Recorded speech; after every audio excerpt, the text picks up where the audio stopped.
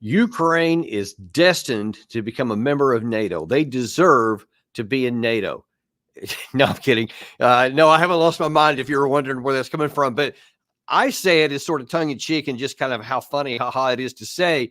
There are other people, though, really high ranking people in well paid positions that aren't laughing when they're saying that, though they probably should be. We're going to get into that later on, explain why I say that, and we're going to show you what they're saying. But we have somebody to really help guide us along today. Another one of your favorites, Jason Beardsley, Director of Vet Initiatives, who will stand together, and former Trump advisor, former combat Marine. Wait, was it Marine or was it Special Forces? Sorry, man. I didn't mean to just. I was never tough enough for the Marines. I just went as a Green Beret, Just a Green Beret. Didn't mean to disparage you there. My bad. No, much problem. Combat, though, that's the issue there. You're the man there on the ground. Grateful to have you back, man. Thanks for having me. What an incredibly insane time we live in. So it's great to have you on the air, and it's always good to be back with a great host like yourself, and to be able to call combat what it is and talk about the ground truth. So ready to go. Yeah, well, you're going to get into that. So, of course, what's been in the news for weeks now is primarily here in the United States is the passage finally of this big so-called national security bill, which curiously had nothing to do with our national security, but we'll discuss that at another time, I guess. But it did have to do with help for Ukraine, and that was the biggest part of the package, a $61 billion package, which so many people had been claiming prior to the passage of that the only reason Ukraine is losing and starting to fall back is because the Congress has held it up. So now then they're going to be saying, okay, well, now here it comes. So things are going to be fine. Well, not so fast. There's already a case being built up as an excuse for why this package is not going to make a difference because it came too late. If only it had come last September when they first were talking about it, everything would be different. But that's one of the reasons I got Jason on board today, because, you can call a spade, and we're going to talk about what's real and what's not on the battlefield, and whether this aid made any difference or not, if it would have made a difference from September. But here's where we are right now. So let me put up this map, because there's a couple of different areas that are really at stake right now, where the Ukraine side is on definite retreat. Now, what you see on your map right here, if you'll notice in kind of the lower right-hand part, there's it's called Avdiivka. That's been in the news a lot lately. You may have heard that. That was a city that fell after a number of months of fighting. In February, I believe it was. Well, after Russia took some previous places like Bakhmut and Severodonetsk and Lysychansk in 2022, I think, they kind of culminated after that, meaning that once they took the objective, they kind of stopped and rebuilt and refreshed or whatever, and it didn't go further. This time they didn't. As a matter of fact, they have not stopped at all. After taking Avdiivka, they've continued to move forward. So everywhere on this map you see, especially the biggest green circle there in the upper left-hand, basically, it's Ochertina, and then some number of other places. Everywhere you see the green circles and you see that yellow, that's where Russia continues to advance, and Ukraine is not being able to stop them. So that's one of the reasons why the supporters of this bill were so emphatic on getting it out there, was because they said Ukraine is losing, Russia is advancing, and we need that to stop them. So first question I want to ask you, Jason,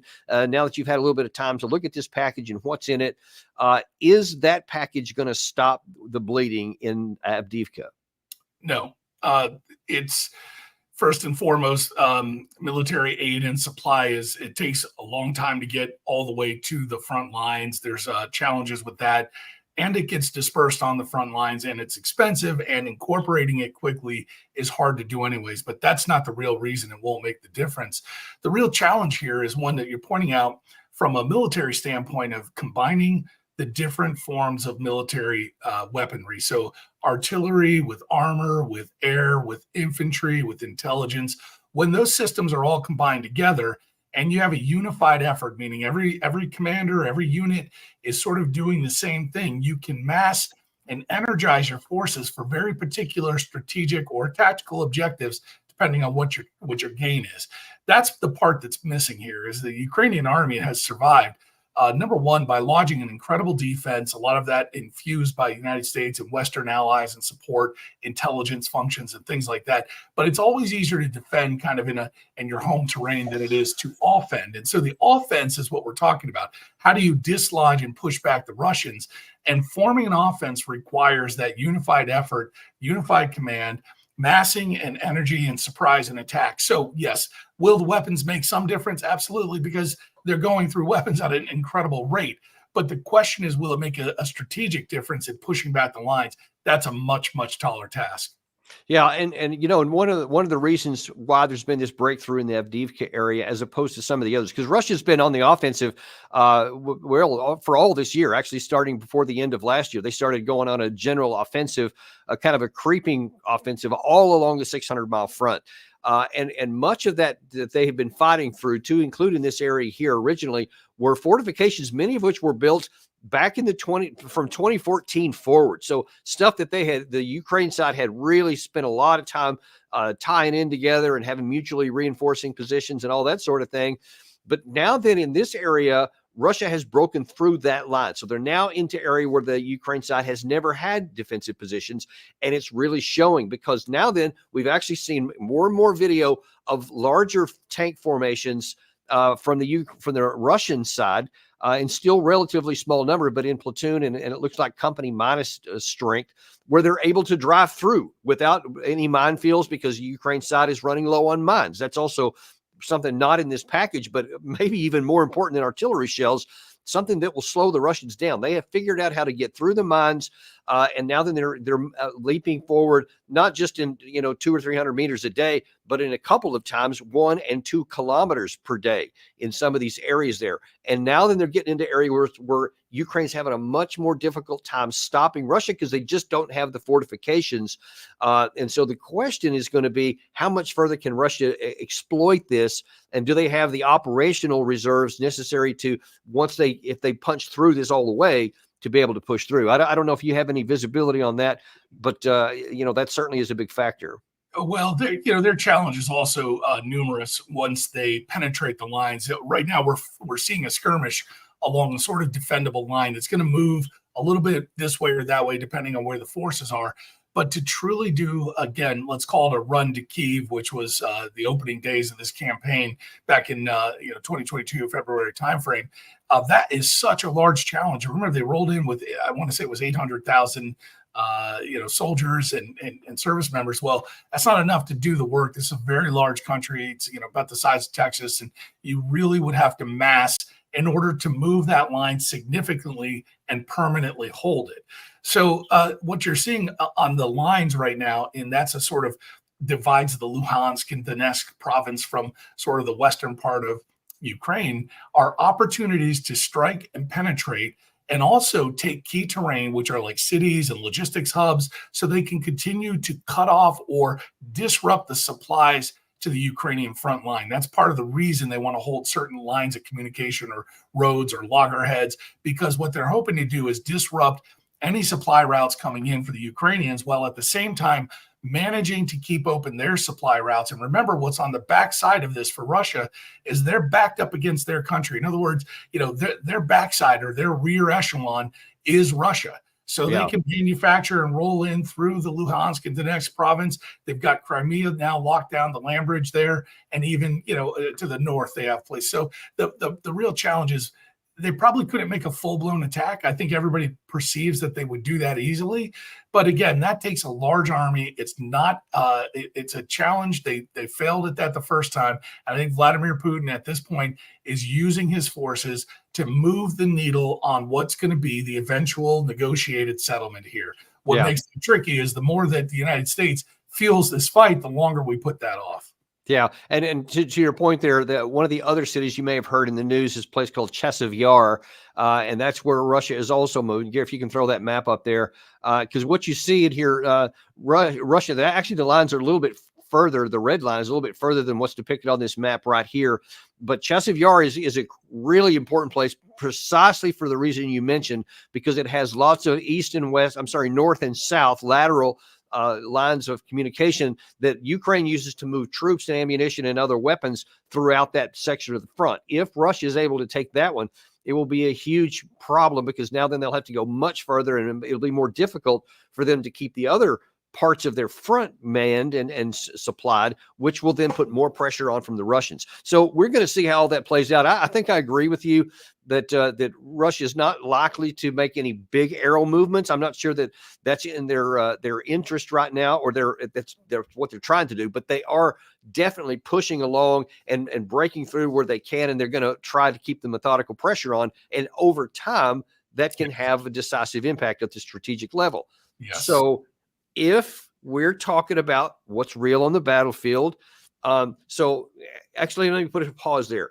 From your perspective, given where things are now, where they've been, and where things are going right now, especially with the huge problem with mobilization the Ukraine side has, and with the large influx of personnel that the Russian side is able to recruit, not even for forced mobilization, and their industrial capacity, where is this war? Where can this war go?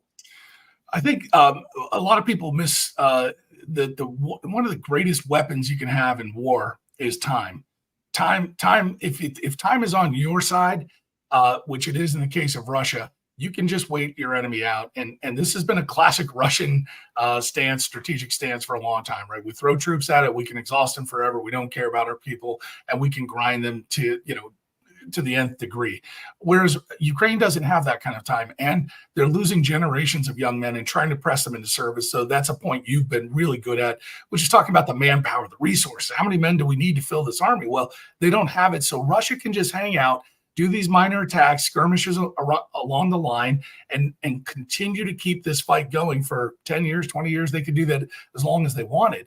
That's the problem here, is with that in mind, they know that they're in a position where there's no critical thing that they need to do at this stage. They've got the land bridge, and they've got all their forces with capability to resupply and manufacture, and the Ukrainians don't have that. So notice what the Ukrainians are telling us.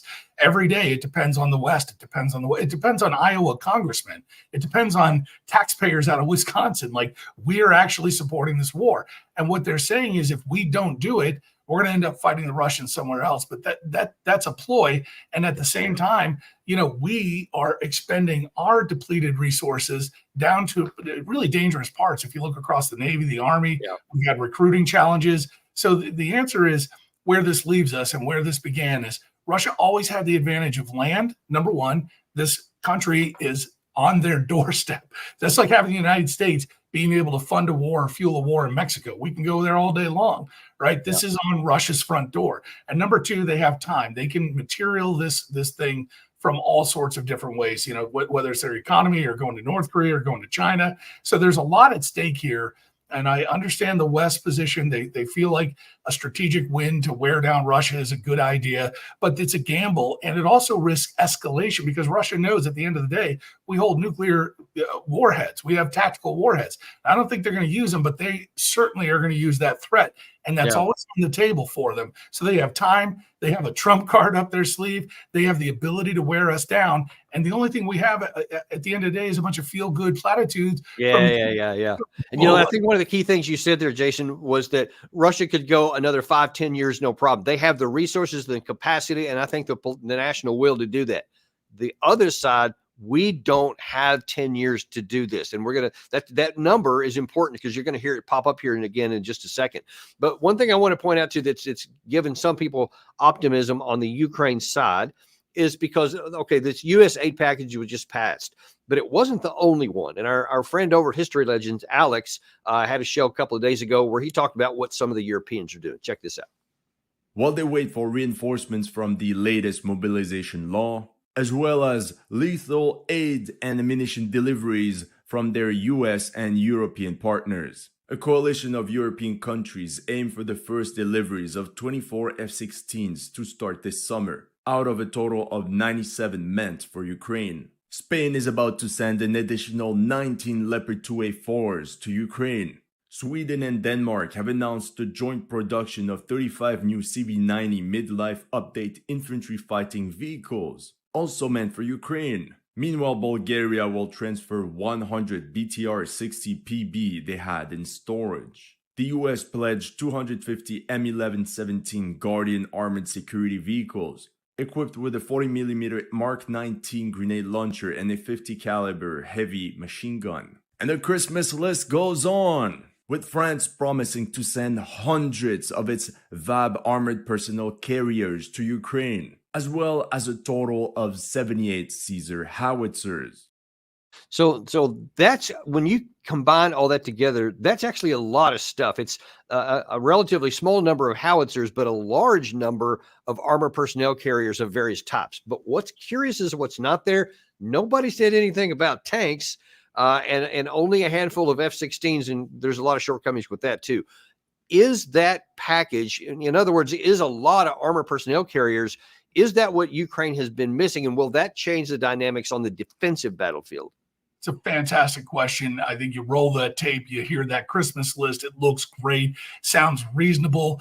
But again, we're men who have fought on the ground with an endless chain of supply. We were not lacking F-16s. We were not lacking tanks or MRAPs or whatever other, high-speed modern weaponry you can imagine. But those aren't what necessarily turns the fight. And what you've talked about, again, the big gap is manning, and training. The resources exist in the people who drive those tanks, fly those planes, and the leadership that has coalesced a plan of action that looks something like, hey, the units are working together to achieve an objective. I mean, the greatest example you can look at perhaps is Normandy and D-Day, right? These are all synchronized efforts to do a very particular thing, which is to encourage the land in Europe and to move the beachhead further down and penetrate the German lines. That's the kind of thinking that it takes. But to do that, you have to build your command structure in such a way that you can mobilize every one of those pieces we just got through seeing in an effort that is synchronized against your national strategy. So what is the national strategy? This is something that we've been missing from the beginning, and the administration is pressed for it. We're listening for it, but we don't really know because the Ukrainian armed forces do not have a history of long conventional warfare that establishes a non-commissioned officer corps that executes orders coming down from an officer corps that are all concerted back in a Pentagon or a headquarters. And right now they've been relying on the U.S. to sort of imitate or fake that stuff. We had a CIA, right. We're giving them intelligence that's coming from places like Poland and big fusion centers. And we got a lot of people that lost our two wars advising the Ukrainians how to win their war. Yes. I mean, you can fake the funk a little, but notice that we don't have generals in our ranks that have won wars. Yeah, that's a really sobering thought right there.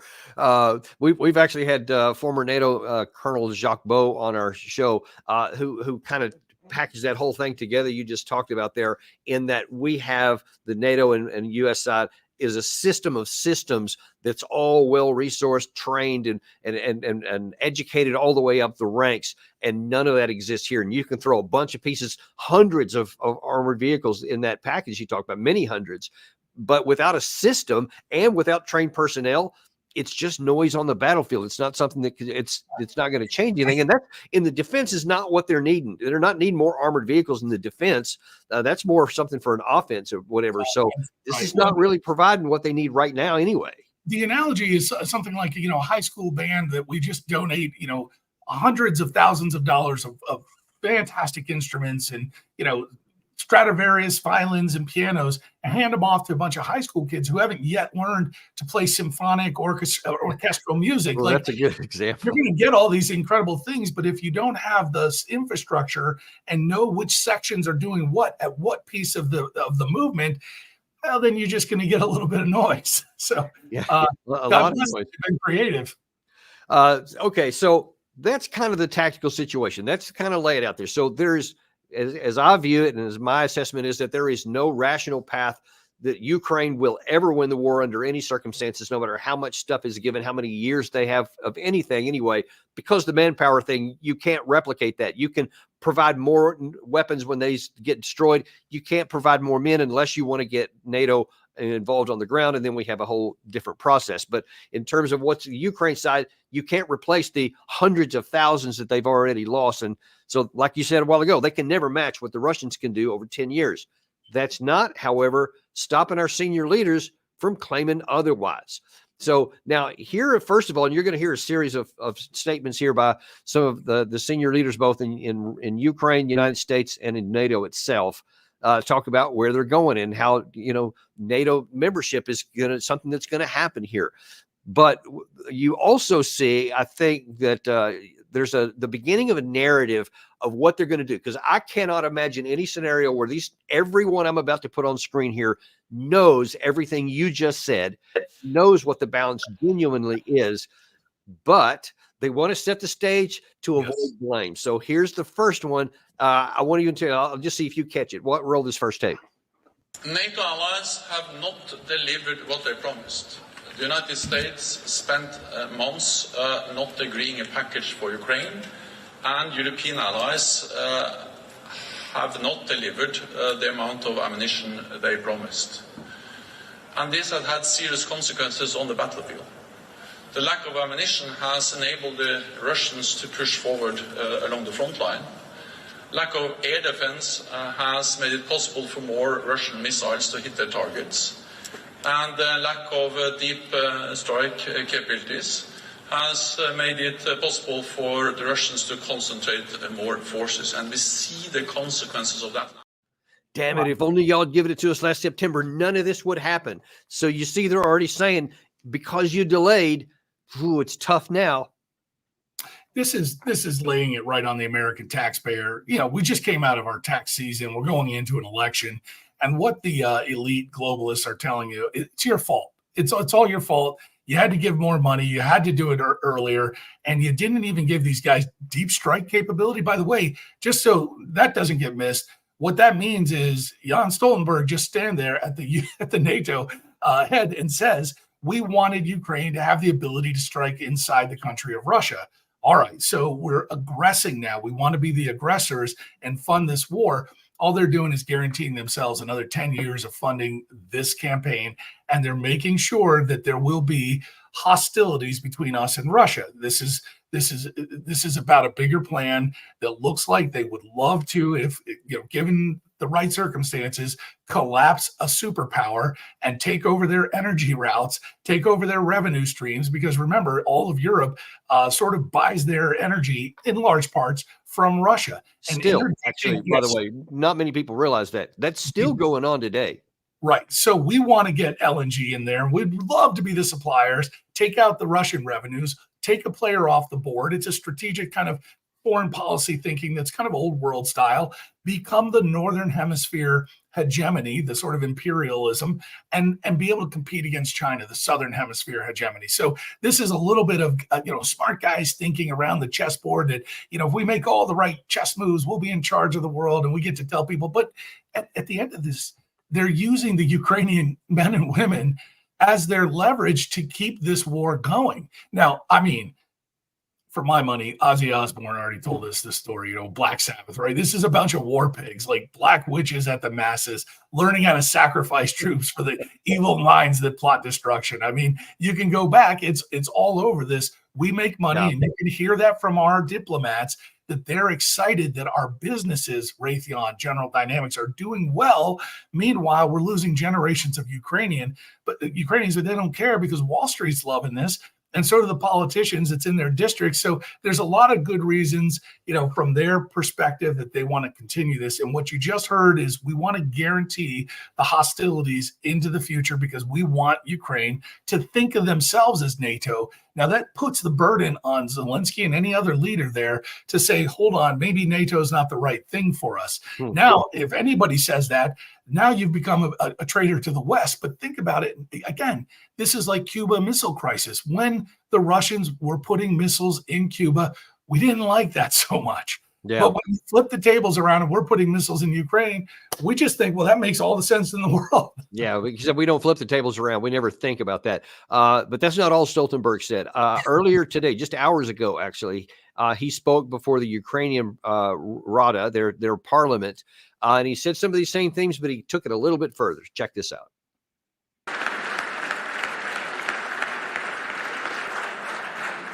NATO allies have provided unprecedented support to Ukraine over the past 2 years. 99% of all military aid. But in recent months, NATO allies did not provide the support we promised. For months, the United States was unable to agree a package of support, and European allies delivered far less ammunition than we said we would.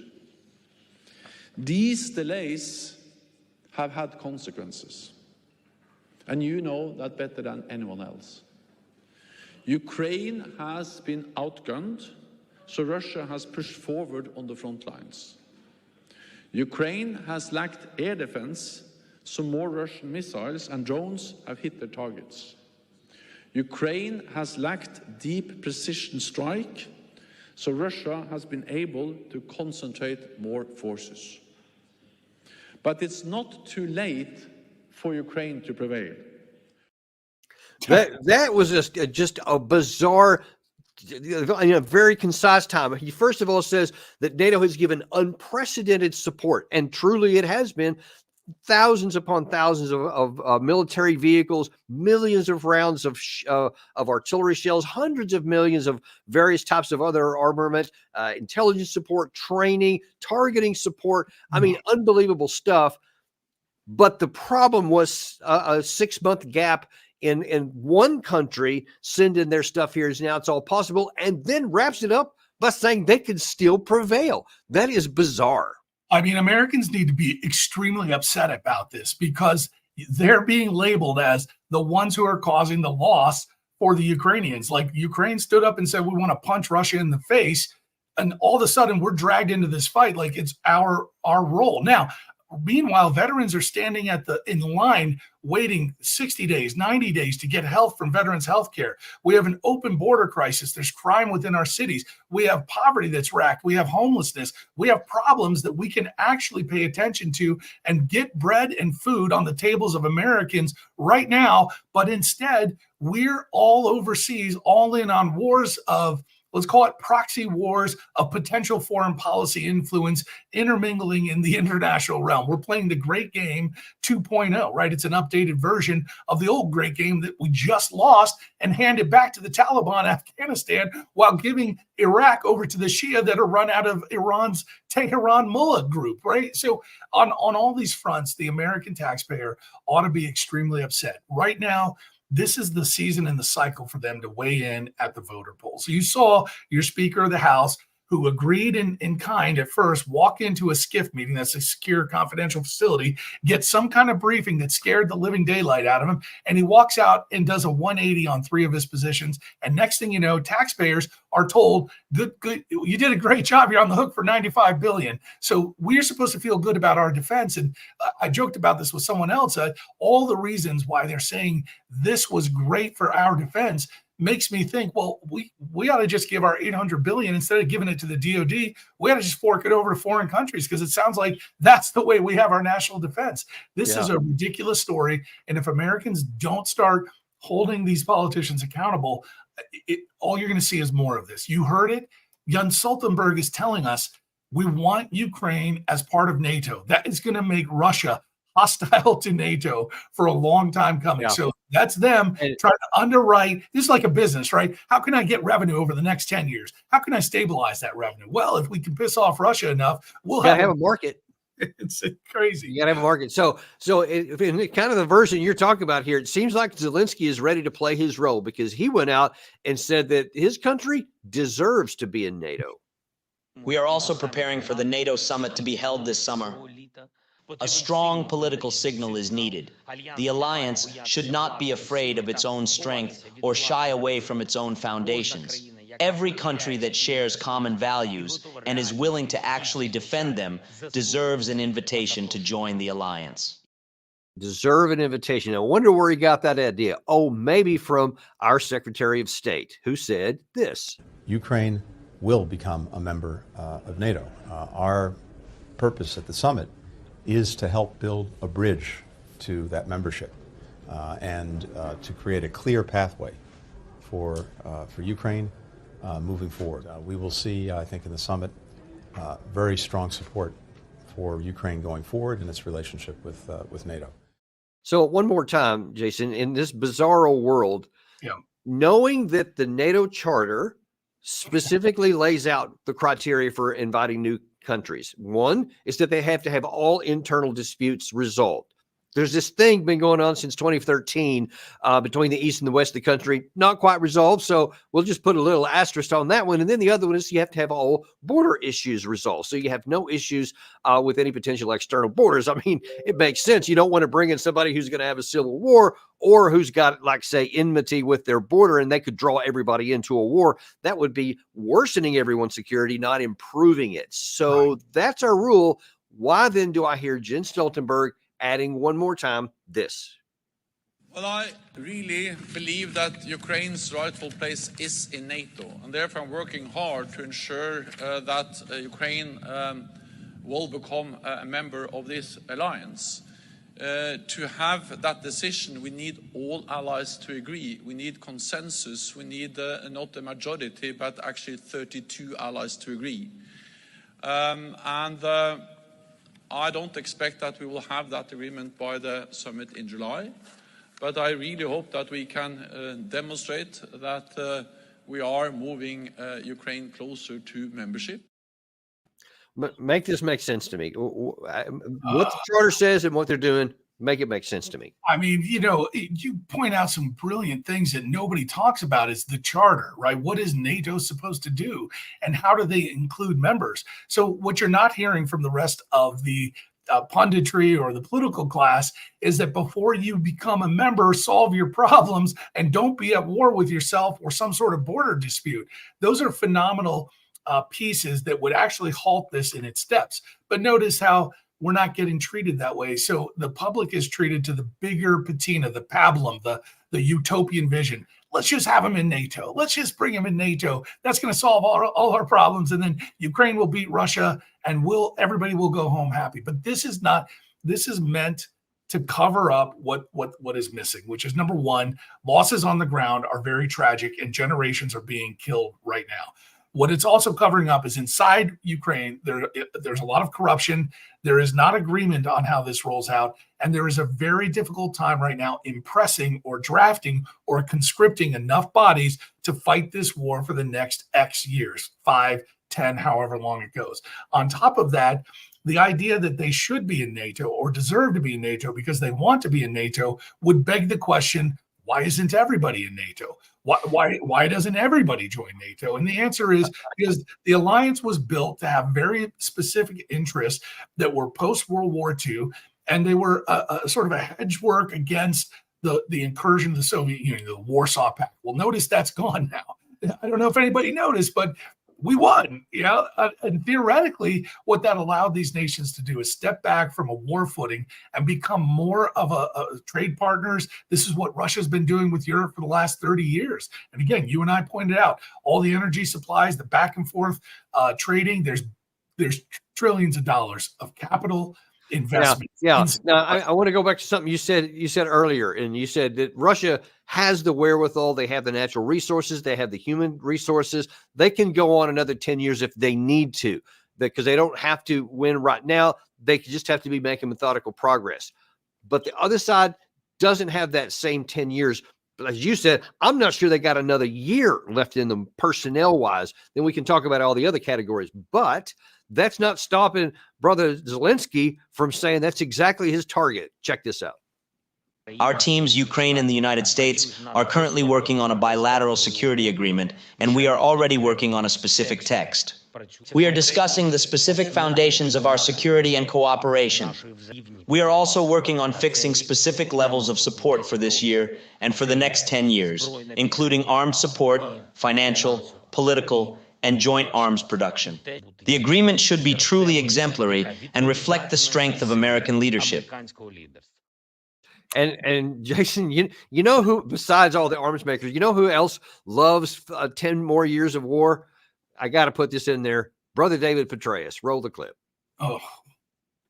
I was not one who believed that you had to actually end endless wars. In fact, I opposed the withdrawal from Afghanistan.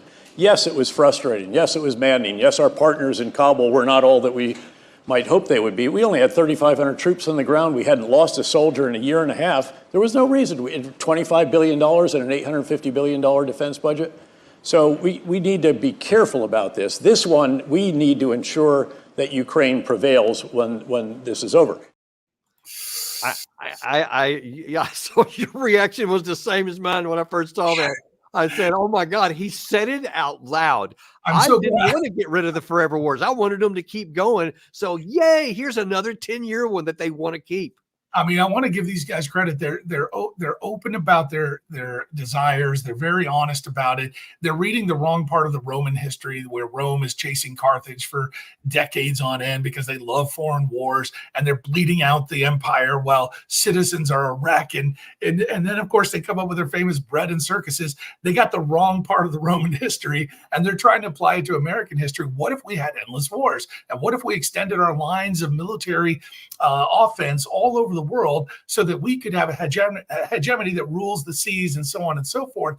And Britain tried this, France tried this, other countries have tried this, China's in the process of doing it itself. But what's missing in these conversations is the Constitution, the citizens, the Americans that are supposed to be voting for the wars. These endless wars that David Petraeus wants are supposed to be voted on by the congressional body and given a sort of a draft for the executive to execute. And they were never supposed to be endless. This is what our founders worried about. It's what Eisenhower was worried about. It's what Kennedy was worried about. I mean, any decent legislator, lawmaker, ought to be worried about a comment like that. And again, I'll give them credit for being honest. You hear everybody saying it.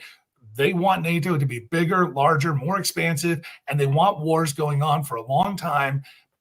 And you're going to have to guess why they want that. But the point is, if you're asking them, they're going to tell you it's because it makes the world safer, smarter, better for trade, and so on and so forth. Yeah, wars are supposed to be fought if you absolutely have to, and like there's no other alternative for your national security. Not because we want Kabul to stay in power or Baghdad to stay in power or the Syrian Democratic Forces in another country outside of their country to stay in power, or Kiev to just keep fighting on forever. It's supposed to be to end the wars as quickly as possible for our safety and security and economic prosperity. Those things aren't even being considered.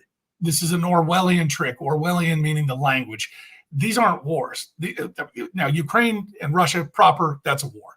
But the things we've been involved with are their insurgencies, their insurrections, their long-term proxy wars. They're sort of this right below the threshold of all-out war. We have done limited wars. And by the way, this has been exciting for the people behind them because you're not getting the body count you got in Vietnam, right? That's what shut down the Vietnam War was the body count. It went up. It was up on the news every day. And people are like, yeah, I'm not sure we're into this. So now you reduce the body count. You notice we lost 1/10 of what we lost in Vietnam, and between Iraq and Afghanistan for 20 years, they got away with real low body counts so they could extend the wars. You just heard David Petraeus tell you that's the way to do it. And now we don't even have a body count because we got someone else to do our fighting. So the politicians sit back and go, hey, congratulations, my Wall Street portfolio is doing great.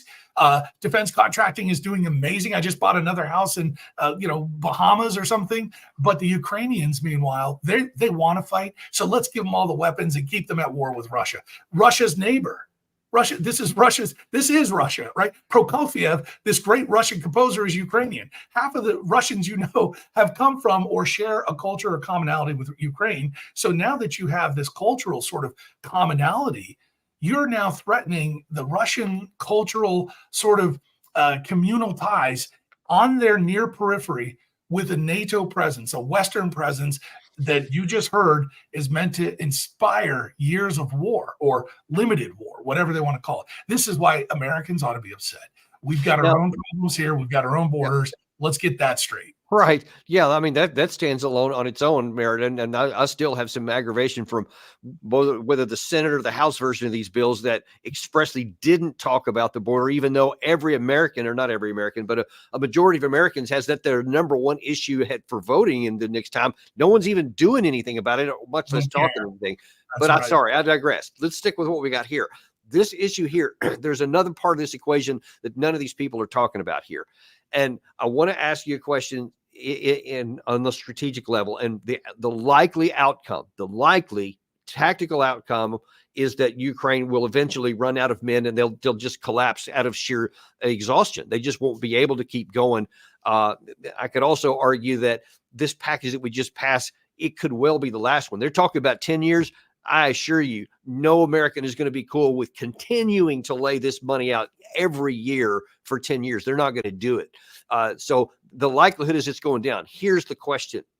In the event that it plays out the way it's likely to, what is going to be the security arrangement when you have a victorious Vladimir Putin, despite all of our efforts, despite NATO pulling out the stops to try and break him economically and militarily, and it didn't work? Their economy got stronger, and then eventually their military may succeed on the battlefield. What is that going to do to the balance of power? Well, it's unfortunate for Ukraine. This is going to end, like you're suggesting, sort of at the Dnieper River, maybe a little bit west of that, but more than likely the river's going to form the boundary, putting those 2 or 3 or 4 eastern provinces in the, let's call it the proxy squarely of Russia. Then at the negotiating table, what you just heard Zelensky say is we want bilateral security agreements. For Americans that are tracking, a bilateral security agreement is like a contract. We will cooperate on these following pieces. And if somebody breaches that contract, we're obligated to X, Y, and Z. So what he's saying is he wants us to be obligated to the defense of Ukraine. Yep. Should the Russians continue some sort of provocation in the future after the settlement. What that would do is make the negotiated settlement extremely difficult on Ukraine.